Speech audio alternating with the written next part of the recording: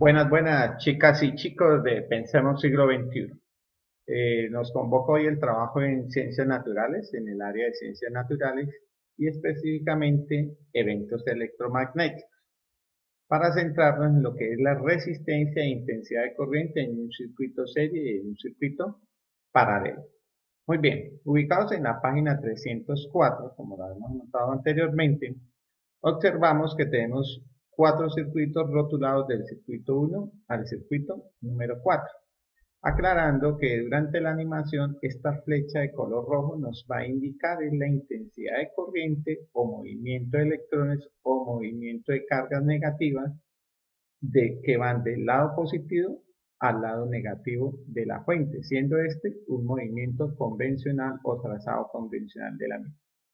Bueno, entonces pasemos al circuito número 1, salimos del ánodo o lado positivo y al avanzar dicha corriente, que es la intensidad total, llega al punto verde, donde observa tres caminos diferentes: amarillo, verde y azul, o sea, tres corrientes en las cuales se dividieron en tantas ramas o resistencias tenía el circuito para llegar al punto verde y volver a salir la misma corriente roja o intensidad total. O sea que en el circuito número 1 la intensidad total se dividió en tres ramas diferentes o tres corrientes diferentes. En el circuito número 2, saliendo nuevamente del ánodo, observamos que dicha corriente total atraviesa las resistencias 3, 2 y 1 para llegar al lado negativo o cátodo del mismo. Por lo tanto, en el circuito número 2 solo tenemos una sola corriente que atraviesa las tres resistencias del mismo. En el circuito número 3, entonces observamos que la corriente que ha atravesado ya R1, que es la resistencia total, se divide a su vez en dos corrientes, que pasa por la resistencia 2 y por la resistencia 3. Estas dos corrientes vuelven y se suman a la corriente total, que es corriente de salida, para llegar nuevamente al lado negativo. En el circuito número 3 llegamos a un punto verde, pero en este punto verde entonces se divide tanto para la resistencia 1 como para la resistencia 2 y 3 atravesadas por la intensidad de color amarillo, y en el punto verde volver a obtener la corriente roja o corriente total. En términos ya de la prueba Saber 11, ¿sí? Significa que el circuito número 3 y el circuito número 4 son circuitos mixtos. No le interesa al ICFES este tipo de circuitos. Por lo tanto, ya hemos eliminado el 50% de los términos a analizar y nos concentraremos en el circuito número 1 y en el circuito número 2. Bien, a partir de ahí entonces podemos analizar que en el circuito número 2 la corriente, como lo hemos dicho anteriormente, es la misma desde el ánodo hasta llegar al cátodo. Esta corriente total significa que no tiene sino un único camino. Por lo tanto, esto me caracteriza un circuito serio.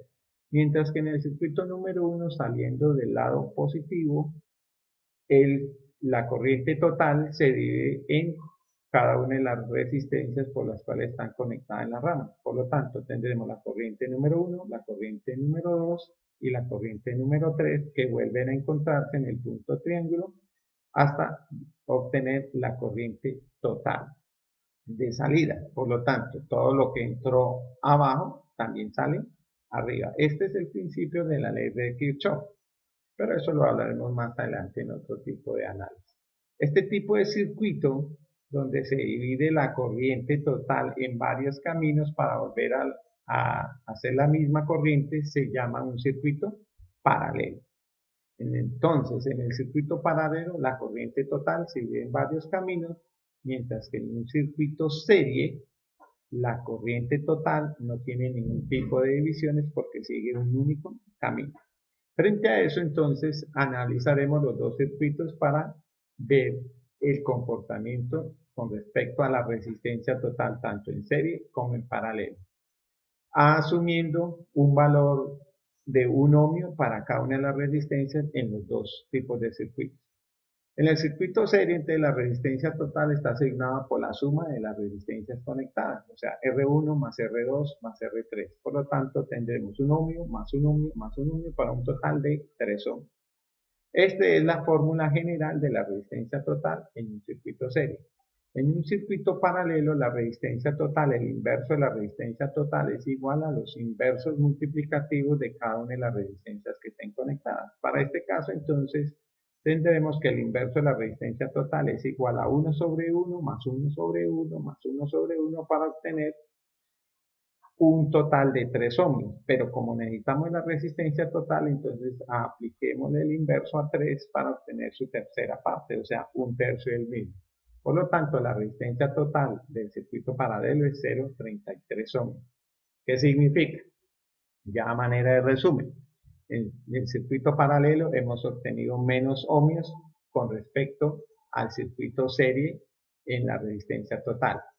Significa entonces que en un circuito paralelo, la resistencia total es de menor valor que la resistencia total en un circuito serie.